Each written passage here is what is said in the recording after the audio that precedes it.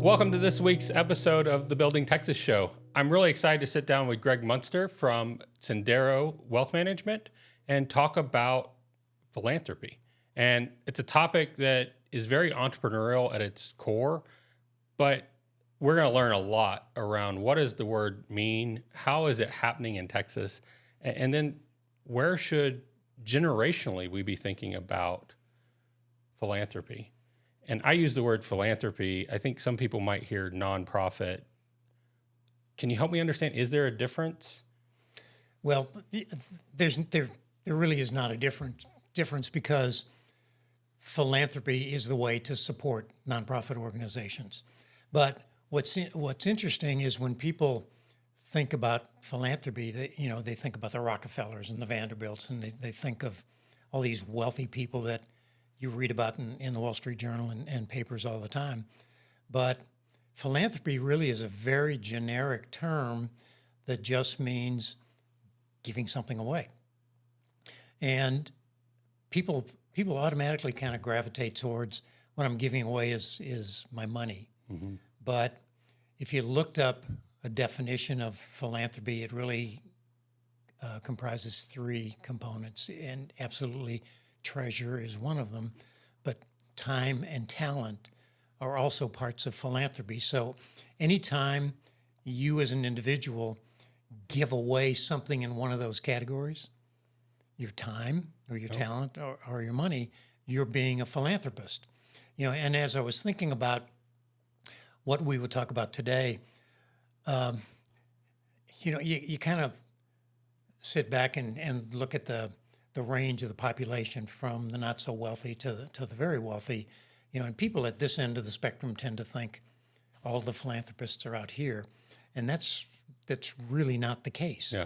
The philanthropy covers the entire spectrum of net worth, income levels, education levels, and so forth. And as I was thinking about that concept for this conversation, I kind of reflected back towards when I first got married, and my wife and I, being early 20s, we didn't have any money. But after a few years, we had a lot of real world experience. We had work experience, and we had something to give away to the nonprofit community, and it was time and talent. And so if you would have asked me back then, am I a philanthropist? I probably would have said no. But if you ask me today, was I a philanthropist back then? I will say absolutely. So people shouldn't automatically think that money is what makes you a philanthropist. Money makes you a significant philanthropist, but time and talent really goes a long way towards helping. Like you said, what's the difference between philanthropy and a nonprofit? Time and talent go a long way to making a nonprofit successful. I so appreciate that clarity because I think of the rural community, the nonprofits that are really distant from a bigger city. A lot of their philanthropists are time and talent. They are really rolling up their sleeves and giving everything they have to these organizations. And they're looking for the treasure piece because you can't do any of this without all three. You can try, but you've got to have all three to be really successful. Sure. And so the assumption that money will make you successful, no. You have to have talent, time, and you have to have the people that are willing to do that. And that's the whole spectrum too, because absolutely. You can't just have the money check writers coming in because quite often they don't have the time to give, nor the operational talent that would be needed for whatever the mission might be at hand. Sure. Well, ideally, at some stage in your life, you've got the ability and the resources to give all three. Okay. But if you think about the reality of, let's call it smaller towns or rural communities, finding people who have the time to give you what you need becomes difficult just because the population is smaller. Yep. One of the family foundations that I work with is in McMullen County. Okay. a county. When you think of Texas and you think of all the counties, everything's big in Texas. McMullen County is big. The entire population of McMullen County is 3,000 people. Yep. So how many of them need services and how many of them are available to give services? It becomes really difficult to fill the time and talent portion of philanthropy. Now, that happens to be in the middle of the Eagle Ford Shale, so the treasure part of it is a little easier to accomplish. But if you ask me what's the most difficult part of being a nonprofit organization in a smaller town or a rural county, I would say finding people to help, Yep. either in a volunteer capacity to deliver the service or to be on a board of directors. And that's quite often two very different personalities and skill sets. You can be a great volunteer, but not necessarily be the right person for a board. Yeah. You can be the right person for the board, but maybe not necessarily the right volunteer for whatever that might be. But what I hear also coming in is phases and stages of life. You need an age mix because, as you described, your wife and you early in your career, in your marriage, you were able to give time and talent, but not treasure. But you were showing up in your late 20s, early 30s doing that work. And that prepared you for later in life to do all three in a lot of ways. So when I'm looking at this, I think about board development a lot. We are always looking for volunteers for these organizations, and we're looking for board members for these organizations. But I know you and I share a passion for how do we develop those people to be the right person for where they are, so they can come into an organization and be successful, not stretched to be a board member when they're not ready, and not pulled down to be front line if that's not where they're going to really bring the most to the organization. It's a long-winded way, but you have to have all three, and I think a lot of that is the age and generational diversity too.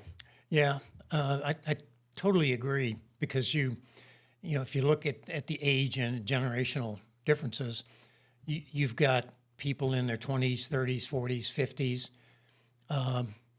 Let me divide that even more, 20s and 30s. Yeah. They're likely married, likely with young children. The kids are in sports or music or whatever, or in the Bernie Little League. Yeah, all the way to the World Series for Exactly. 2 weeks. So, if you ask a person in that age grouping to give much of their time, they're probably not really able to Prepared do to. that. Yeah. So you move to the next phase, which might be 30, 40s.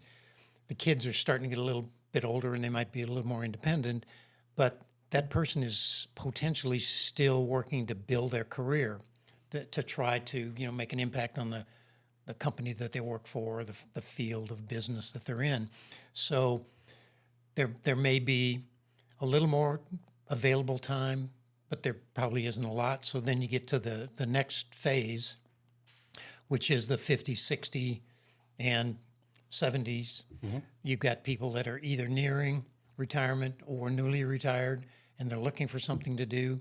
Why not motivate them and sort of educate them towards doing something for somebody else? Yeah. Not necessarily, what am I going to do with my time to benefit me or my wife or, my family? Yeah. Think about how can you use the skills and knowledge you've developed over the last 50, 60 years to make an impact on the nonprofit community. Because let's face it, now your company, Das Greenhouse, is really focused on incubating companies to grow and become successful. So the people who come to your shop are entrepreneurs. Yep.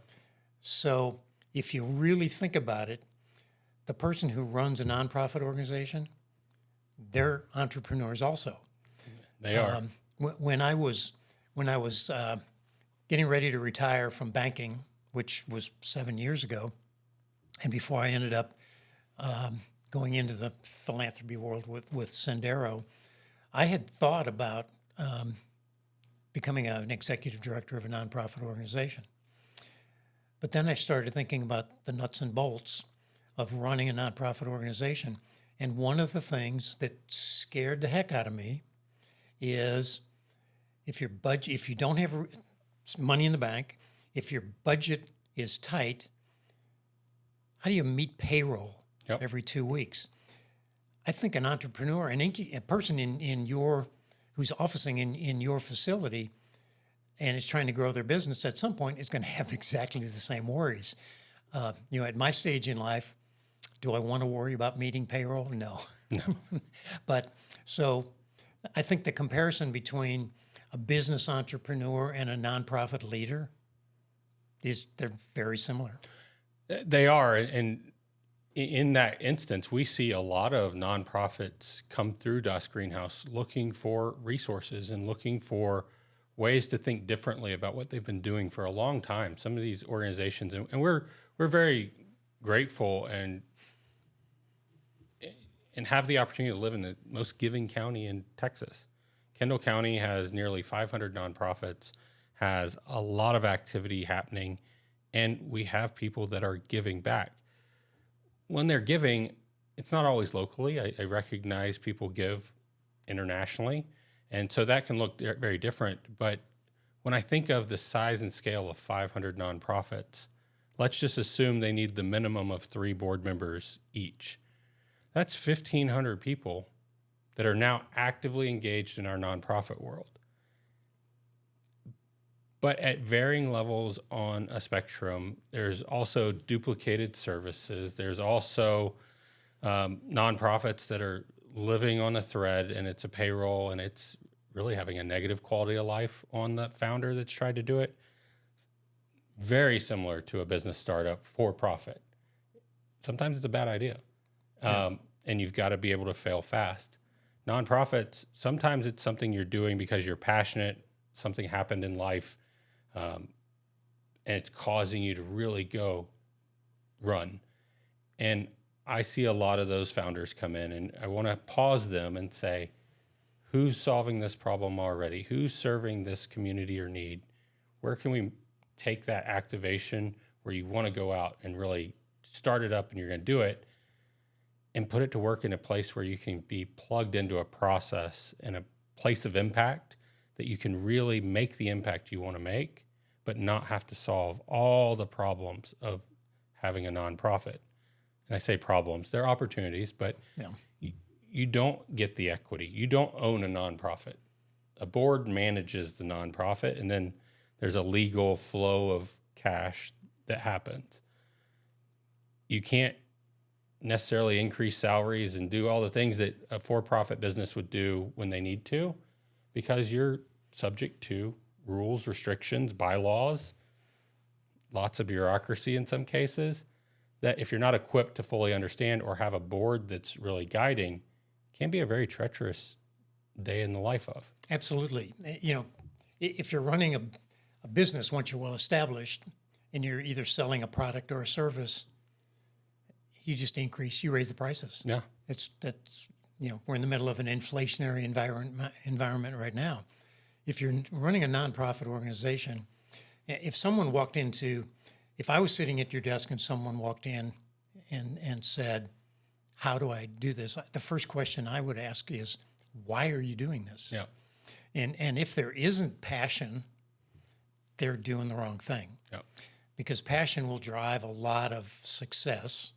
And I suspect in the business world, entrepreneurial business world as well, if you don't have passion for your product or your the computer program that you're putting together, or whatever it might be, you're bound to fail. So, like you said, the founder may have had an experience in their own family, whether it was either an illness or a handicapped child or something that created passion in them. And that's a great starting point, but it's not the only starting point, and it's not the major consideration that you have to think about, because once you've addressed, why am I doing this, then the bigger question is, how do I do it?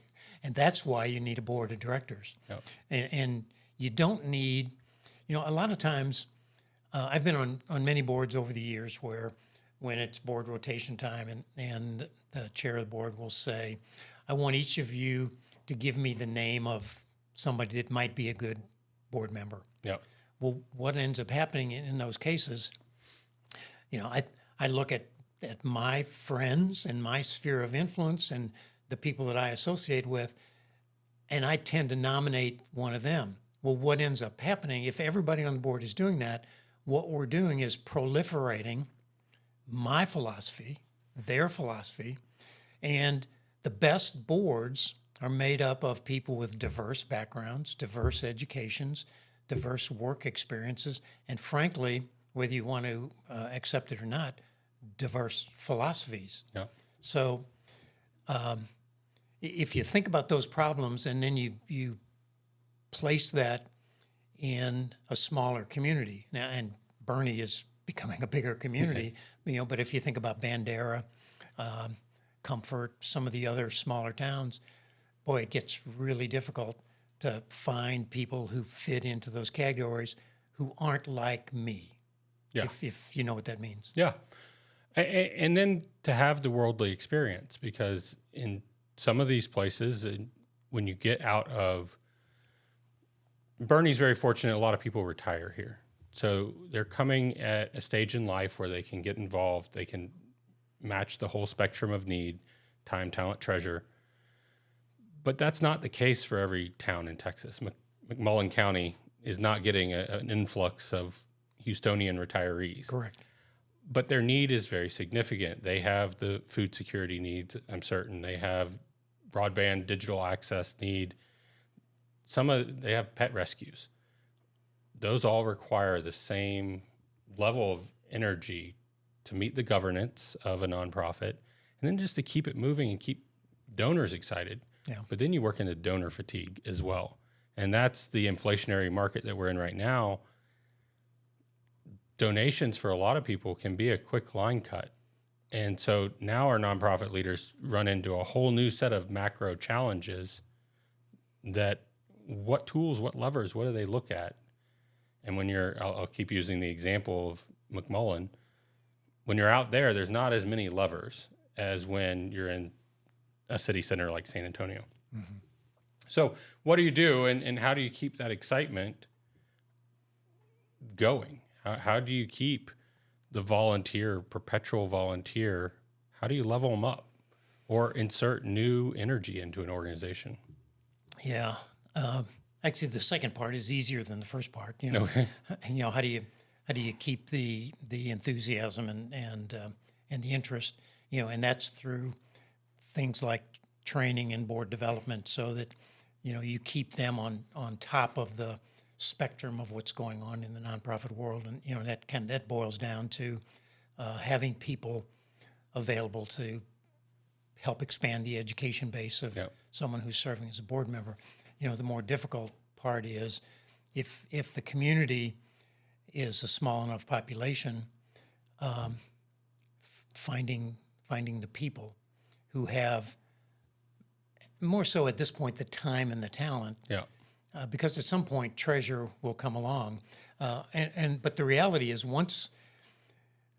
whenever I recruit board members and I tell them what their time expectations are, I also tell them you do have to make a monetary contribution, even if it's small. Yep. Because nonprofit organizations get their money from, in some cases, government grants. Mm-hmm. In more cases, from private philanthropists like the foundations I work, the Kelso Foundation, the Wheeler Foundation, and several others, but then from individuals. Well, when a nonprofit organization comes to us, one of our foundations, and looks for money, one of the questions I always ask them is, does everybody on your board support you? I never ask how much. Yeah. But if a board member who is chartered, as you said earlier, with governance and strategic planning, if the people who are governing the organization don't also have skin in the game, then why should I support them?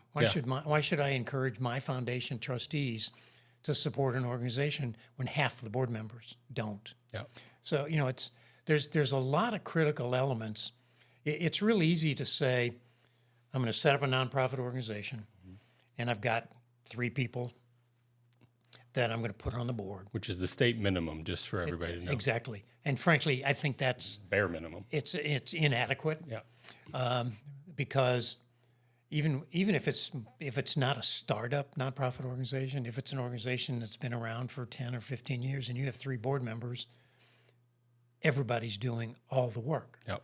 And the reality is, in most boards that I've ever been affiliated with, and I use the example many times that I can divide a board into 3 segments, a third, a third, and a third. Mm-hmm.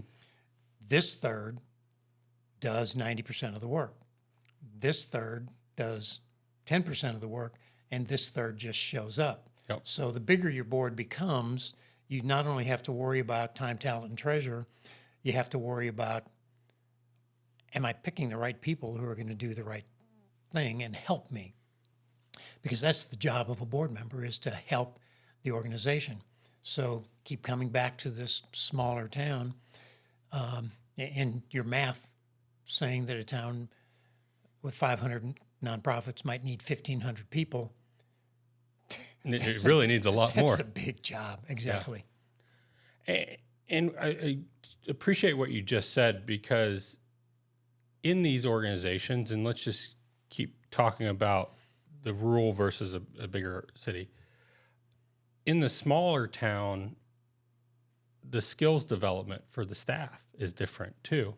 And there's a lot to be said about having good processes, good marketing, good storytelling that's going to engage and convert donors, supporters, whatever it might be.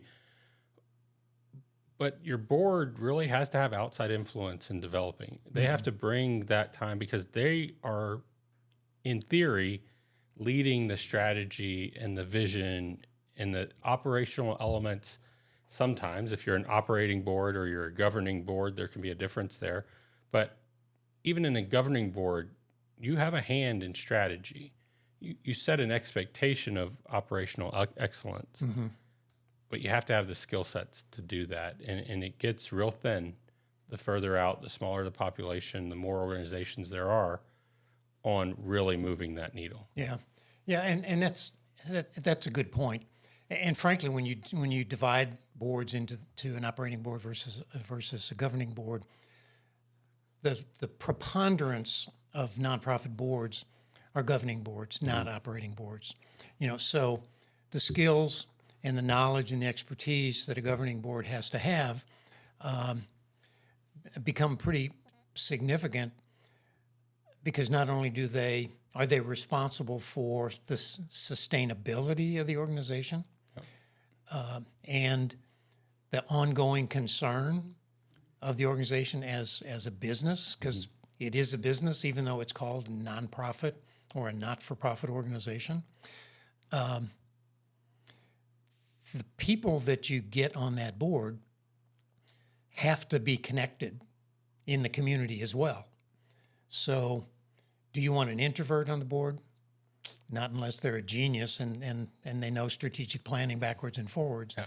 But for the most part, when you're recruiting board members, you want people that have influence in the community, have connections, so that if we're doing a gala or a golf tournament, don't make the staff rely on filling the tables and selling the sponsorship kinds of things. So there's a lot of complexities that go into being a board member. And the biggest mistake that I see people who've never been on a board make is they say something like, pick an organization, the Red Cross. And they say, I want to help communities that are impacted by a disaster. And so my passion is doing that. Well, what do you know about disaster relief? Well, not a whole lot. Yeah. Well, what do you know about raising money to help those communities? Well, not a whole lot. How many people do you know that might have the resources to help you help the Red Cross? So it becomes, if you make a decision to get involved with the nonprofit community based on a passion or an idea, that's that much. It's the tip of the iceberg. And you need all that stuff below the waterline to really be an effective board member. In as much as we're trying to talk about developing the board member, I want to go back to where we started around philanthropy. It's a mindset. It is a commitment. There's a discipline to it. And as we expand generationally, it becomes a challenge for families of means. That how do you instill that philanthropic culture into future generations? How do we teach that in schools, churches, other activities? Yeah. There's a core principle that I think we had differently, maybe even 30 years ago than today. And I don't think that's an ageism thing. I don't want to put that on those buckets, but it really is how you've experienced the world, what you've been introduced to, and where you understand your ability to impact. Yeah. So Sendero's made an investment in somebody like you to come in and help people understand that in a much bigger way. And I want to do justice. You've been doing banking for a long time, supporting financial institutions for almost 50 years, but you've been in the philanthropic part of that equally as long. And I just know it's part of your personality. Like your ethos is philanthropy. And then it's backed by experience and wisdom gained in a banking career. So you come in with an interesting lens of having seen the financial world and understanding how people impact and live in that world. But then some do it really well where they're setting up the organizations that they believe in the mission. Yeah. They're setting up for 3-4 generations of support.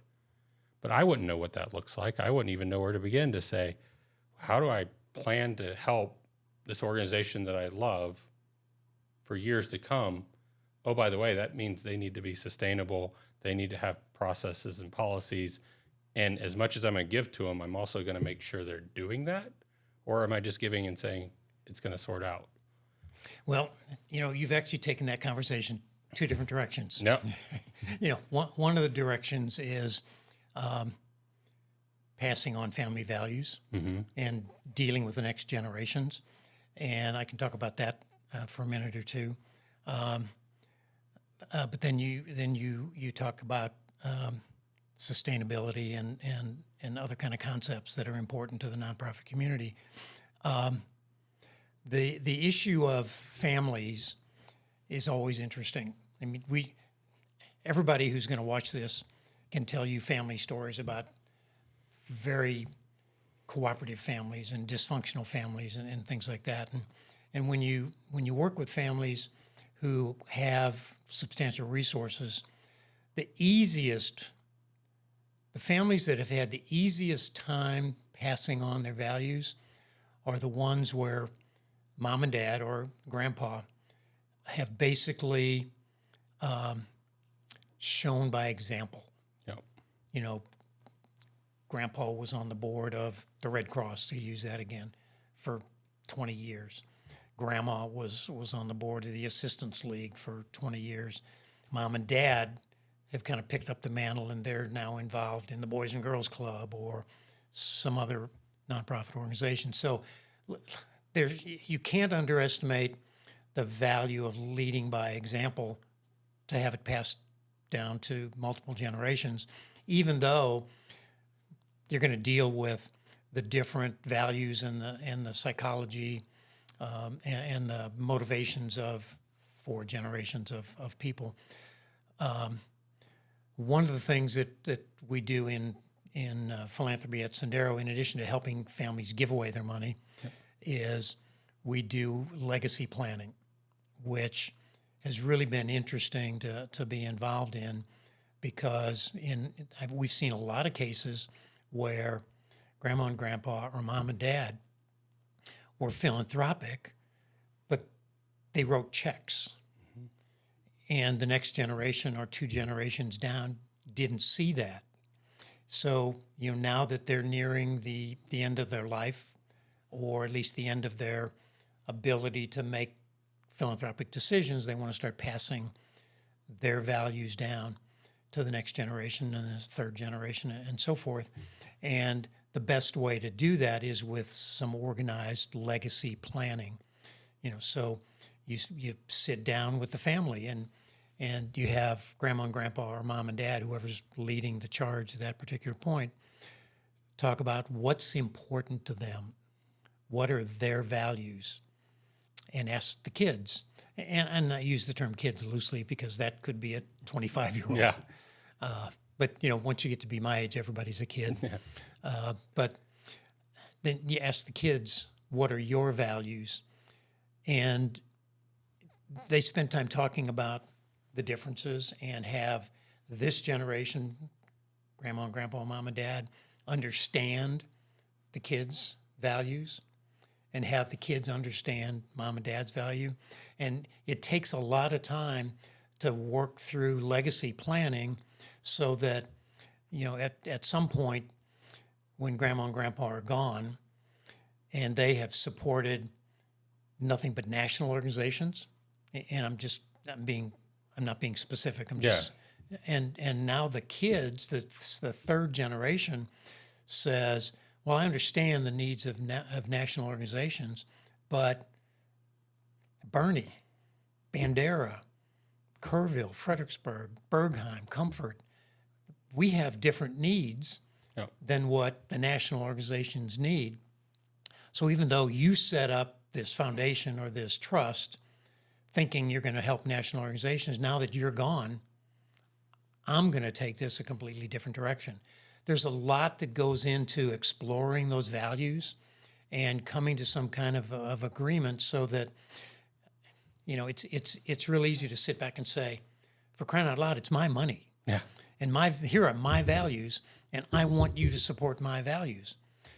But the reality is, once I'm gone and somebody else is in charge, the definitions change. And so you go from leading by example, and everybody says, I want to be just like my grandpa or my dad, to having to spend a lot of time working through legacy planning. And it's a difficult process. It takes time. It's work. And what I just heard is a similar conversation if I had a piece of property and multiple children and who's going to do what. It's the same type of estate planning. You want to avoid the next generation fighting about it, causing bigger concern. But philanthropic, like I couldn't tell you what my grandparents were philanthropic about because it wasn't a conversation that we were having at the Christmas table or at the dinner table for that matter. Yeah. And I appreciate that there are people doing that, and it's been eye-opening to me that it's so much more than galas and auctions and peer-to-peer fundraising. When you get into these legacy giving opportunities, and there's some big names in our region that have just had 50 years of impact that we can think of. But those are very intentional. I think of, there's individual leaders, and they're in the news right now, but that one person not being able to give the impact that they've been giving for 30 years is going to hit so many organizations if they hadn't done the planning with somebody like you around how do I continue to make an impact, whether it's through my kids or next generation or it's through planned giving after I've passed. Yeah, exactly. There's a lot of good financial planners out there. Mm-hmm. I work for Sendero. I think they're one of the best, but there are a lot of financial planning organizations, and it takes skill to kind of work your way through that legacy conversation, and it takes a lot of experience. And gray hair gives you a lot of experience, but family dynamics are always going to enter into the equation, and there's a lot of strategies. There's a lot of things that go into the process. You used the example of galas and golf tournaments and so forth. An easy thing is if I'm buying a table for a benefit for a cause that's important to me, and I've got a 30-year-old son who's married, bring him to the table. Have him be one of my guests at the table. Some of his friends, instead of inviting all of my friends, which could be beneficial because they're going to write bigger checks. But, bringing family members into activities like galas, having them participate in a golf tournament with you, or some other kind of a fundraiser at pickleball, or, you name it. So there's a lot of strategies out there. All you got to do is think about them. I've seen employers take a similar stance too, getting their up-and-coming employees to come to the table and to be introduced to the corporate responsibility that we have. I think of the brands in our region that do carry a lot of the philanthropic media, at least. They're getting a lot of publicity for what they do. Yeah. I don't think that's why they do it, but they're just visible in how they give. Yeah. That to me is similar to a family, and you're raising that culture. You're raising those employees to be employees that will continue to meet the strategy and direction of that organization. Yeah. And so I think of a family foundation or a family office. Similarly, corporate structures, you've got some bounds, but if you don't instill it as part of that employee culture or that family culture, it can easily be diluted and lost. Yeah, and United Way campaigns try to do that when they do their annual appeals, and they come into companies and they talk to them. But when they do that, what the United Way does, and I totally support the United Way, but what they're really trying to do is get me as an employee to give my money to the United Way that then they can distribute to a cause. What I think is, and it's a great process, but what I think is even more effective, that kind of gets to the point that you just mentioned. One of the things we do at Sendero is we give every employee, we don't give it to them, we tell every employee, we're going to allocate some money to you. Yep. And you tell us who to write the check to. So even though we have secretaries who make $30,000 a year, maybe single parents with 2 or 3 kids, they don't really have resources themselves to be philanthropic. They do have time, and they might have some talent to offer. But my company has told them, I want you to think about philanthropy. Mm-hmm. And so I'm giving you X number of dollars. How do you want us to spend it? What a great feedback loop. I imagine you find new causes, new organizations, new layers of support. Ones you never hear of, yeah. Because they're neighborhood ones, maybe, and they're ones that they know about and that they're familiar with. They're solving a need in their community. Exactly. I've never had somebody explain that a company would do that. I've seen corporate matching programs and things like that, but to give a balance to somebody to create that culture is really something to applaud. And one of the other things that I've been working with some of our families, some of our clients at Sendero with, who have come to us and said, how do I instill a sense of philanthropy in my kids when I really haven't been philanthropic until I sold my business? Yeah. Which is what all your Das Greenhouse clients ultimately want to do. And what I routinely suggest to them is, when they've got some resources, you have 4 kids, allocate $10,000. Pick a number, $1,000. Yeah. Pick a number and tell each of your kids, you've got to do some research and tell me who you want your allocation to go to. And what I think that's done is help those families get their kids to start thinking about, okay, if it's $1,000, I give $100 or $250. But if it's $10,000, I'm going to pick 4 charities to give $2,500 to. Who are they? Yeah. And it forces the kids to start thinking beyond their world of their schools, their friends, their sports, their music programs. It's another way to start instilling some philanthropy in a younger generation. I applaud the actionable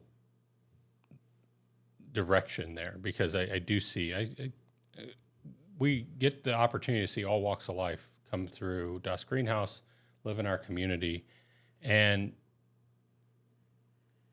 to have a simple way, because it could be $100, it could be $50, $10. Exactly. But I went through that exercise with my parents when it was a paper exercise, it wasn't real money, but it was, hey, let's pick a stock. And I was 8 years old. Let's pick a stock, and we're going to watch it, and we're going to learn about finance that way.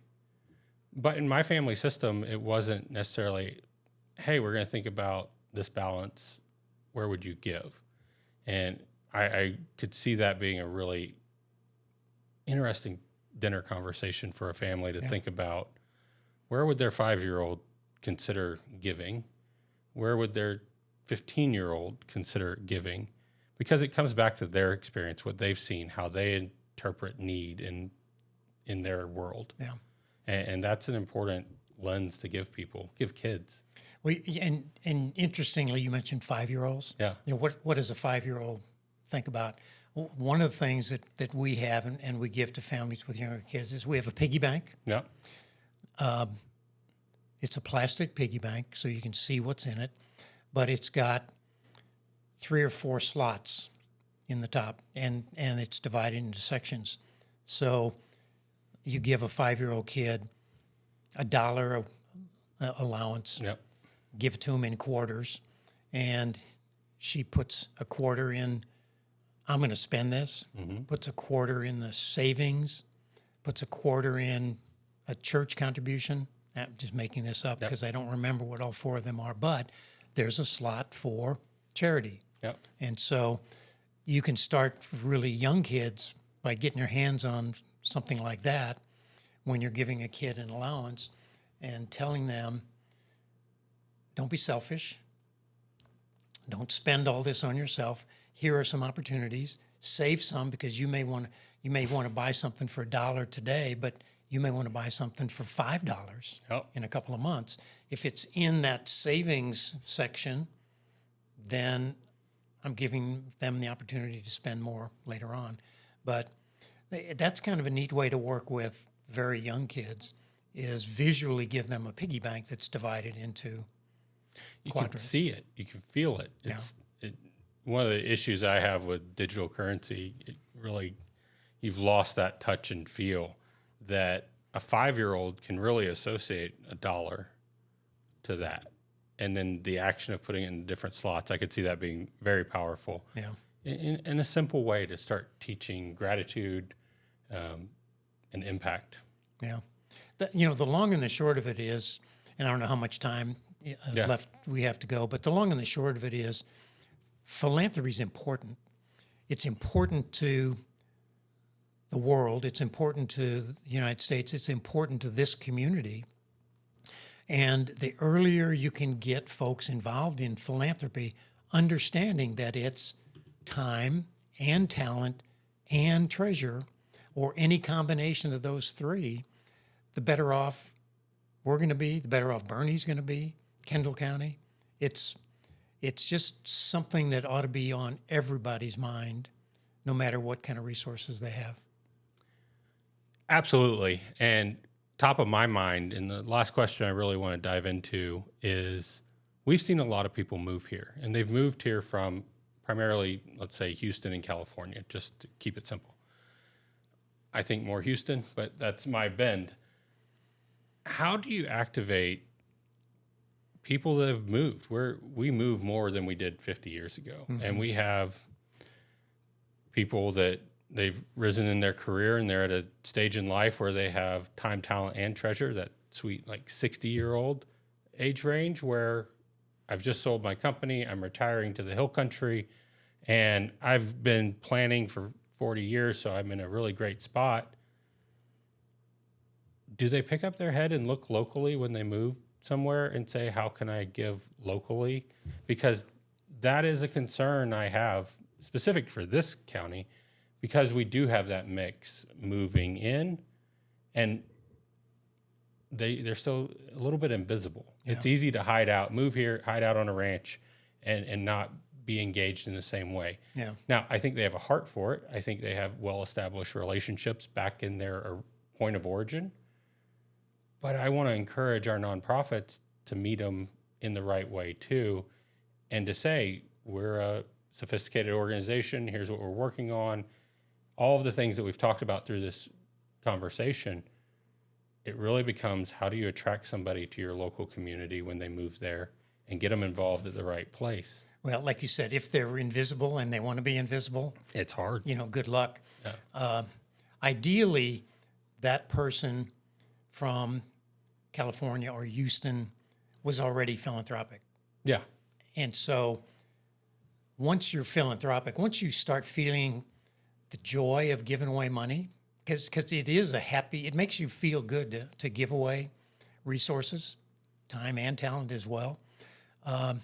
You want to continue doing that. So if they've been philanthropic where they came from, they're going to seek out organizations, and whether it's, through neighbors, word of mouth, a church, whatever, that part is easy.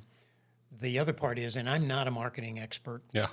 but the other answer is nonprofit organizations need to figure out a marketing campaign, and whether it's, ads in the Bernie Star or billboards or flyers or, unsolicited direct mail kinds of things.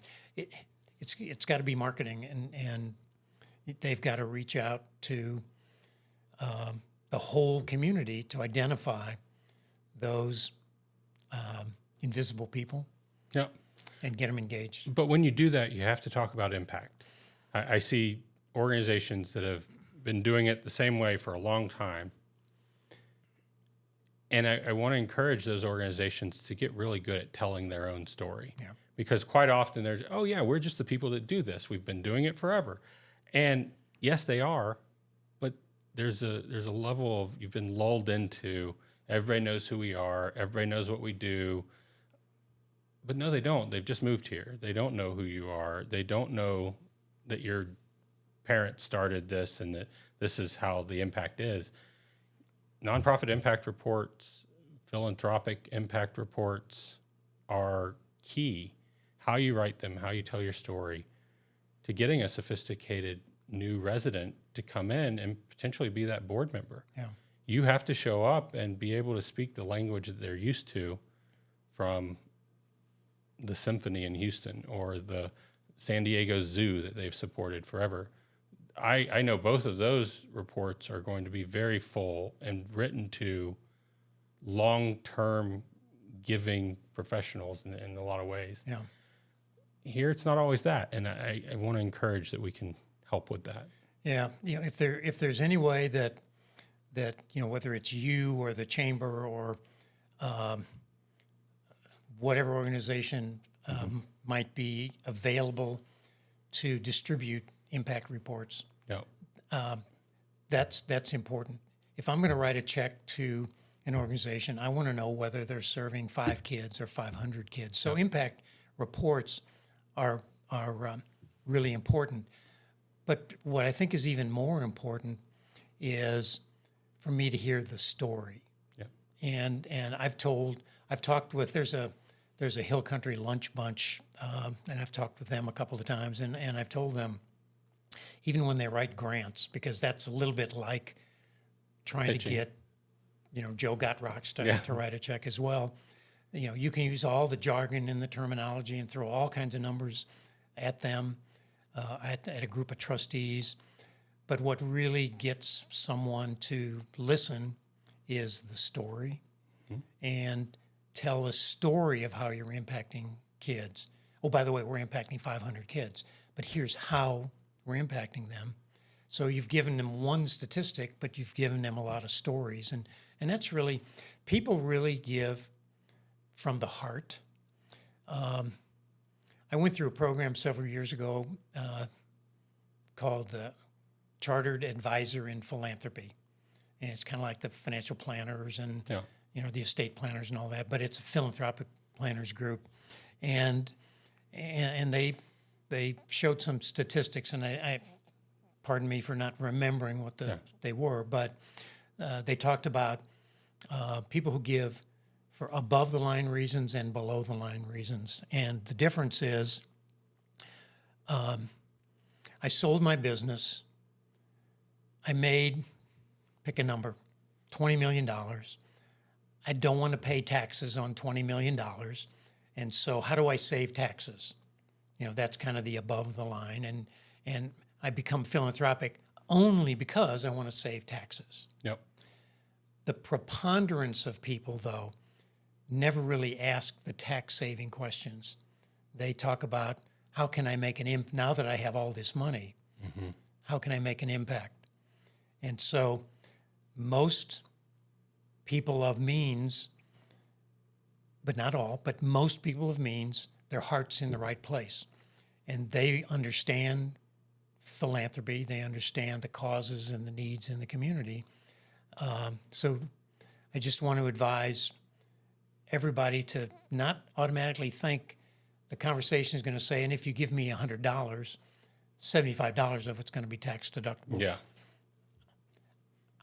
Do I appreciate tax deductions for the checks I write? Absolutely. Do I write the check because I'm getting a tax deduction? Not a single one. Yeah. It is a symptom of really where you're giving and what you're doing. And that's the reality when you're giving to these organizations because it's a tax filing. Mm-hmm. But you're giving to them because they're telling their story well, they're compelling you to action, and they're making an impact. So I so appreciate the conversation. I always learn a lot from you when I sit down and talk to you. And Sendero doing some wonderful work and coming out and helping guide future generations of philanthropists is really important, impactful, and something I appreciate as you build Texas. Happy to do it. Happy to build Texas. I'm not a native, but I've been here 31 years, and I feel like a native, and this is my home. I want to help you and the rest of the community build Texas. Well, thank you so much. It's been a pleasure. You bet. Mine too.